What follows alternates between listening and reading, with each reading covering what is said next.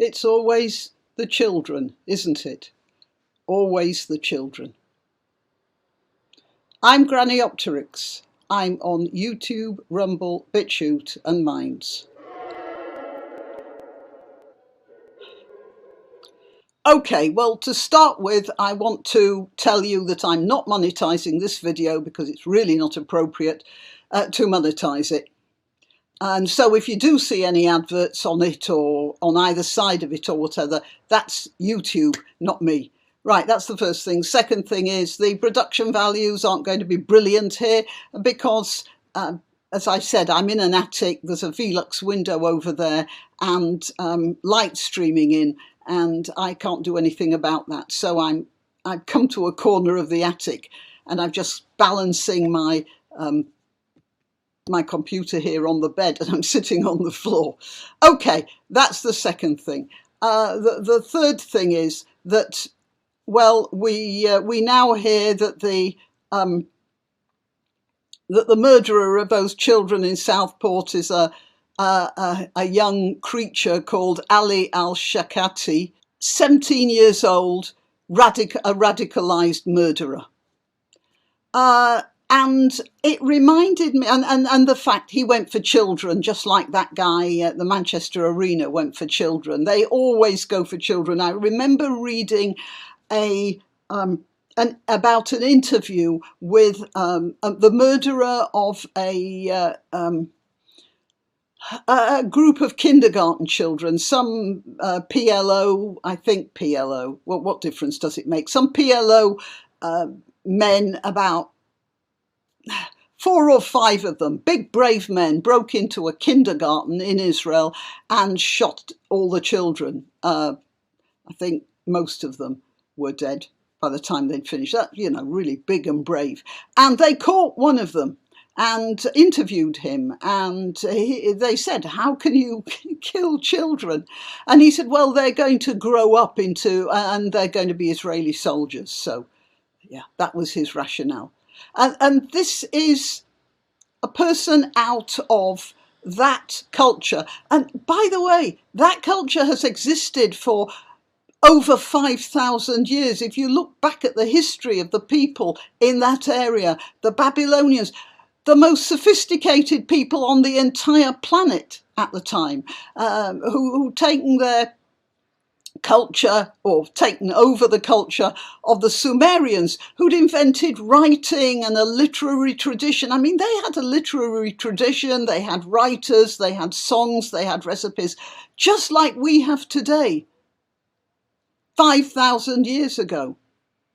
And yet, when one city, when the ruler of one city took over another city, the standard practice was to murder everybody in the city and reduce it to rubble. That's a great thing, isn't it? This is something that's been going on, also child sacrifice going on in that area all this time, and the Gazans are still doing that now. This is something that is ingrained. Now, I'm not saying there aren't civilized people in that area, of course there are, but there is a thousands of years history behind that culture. And of course, Muhammad's religion itself was a religion of bullying. This was no religion of love. It's a religion of domination. And that has permeated the family structure, the political structure, just about everything. That idea is there. And I don't think people in this country realise how the level of barbarism from some of these Muslim countries is standing behind the people who are coming here. I don't think they realise the level of barbarism. And it's no good the government saying, oh, you know, diversity is our strength and we can civilise them. I mean, that's the hubris of it. You know, we can take people from all over the world with this sort of culture behind them. We can turn them into English gentlemen, always gentlemen, because you don't see many women in here coming in those dinghies, do you? And that's the other problem. The other problem is that the people who are coming in the dinghies, they are the people with the sharpest elbows. They are not the civilized people. They are not the calm, quiet people. The calm, quiet people get pushed out of the way straight away. I mean, these guys are paying thousands of pounds to get that dinghy ride. Where do they get the money from? It isn't by honest means, believe me. And then the Syrians. You can feel sorry for the Syrians. They found themselves in the middle of a true genocide. But there are a lot of disturbed people who made it over here, and that kid is obviously one of them. And so easily radicalised. A government with any sense at all would stop all this straight away. I don't mind taking in refugees. I don't mind taking in legal migrants, provided they pass certain conditions, of course. But we need to be able to handle these people. And with this migration, which is legal and very copious, and then the illegal migration as well, the government cannot handle them. The government cannot handle this situation. The resources are overstretched. If all our resources went to dealing with that, we still wouldn't be able to cope with it. And our children are at risk. Why am I ranting here on this computer? As I said, not for money. Because it's our children. I have grandchildren.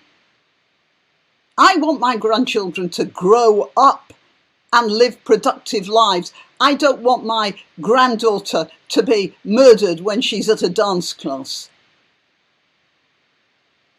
And the government, we call on the government to do something about this. Right, well, that's it. Till next time. You can help my channel by clicking like, by subscribing, by clicking the notification bell, and by sharing if you're so inclined. Links to my other channels are in the description, also links to donation sites, but really the best way you can help me is simply by clicking like. Thank you.